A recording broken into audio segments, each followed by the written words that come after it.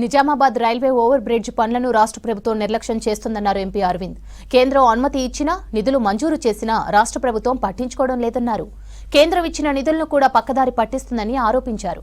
జిల్లాకు చెందిన PCC chief ప్రభుత్వాన్ని ఒప్పించలేకపోవడం సిగ్గుచేటన్నారు.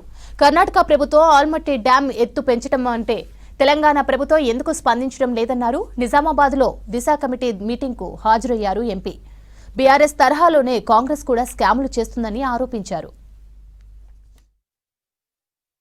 ఫ్లడ్ రిలీఫ్ ఇయ్యేలాంటి వరకు మళ్ళీ సర్వే చేయండి. 10,000 ఎకరాలే డ్యామేజ్ అయినట్టు డిస్ట్రిక్ట్ అడ్మినిస్ట్రేషన్ చెప్పి లాస్ట్ టైం నేను నిజామాబాద్ రూరల్లో పోయి తిరిగినప్పుడు బోధన్ సైడ్ కూడా డ్యామేజ్ ఎక్కున్నది బ్యాక్ వాటర్ వల్ల.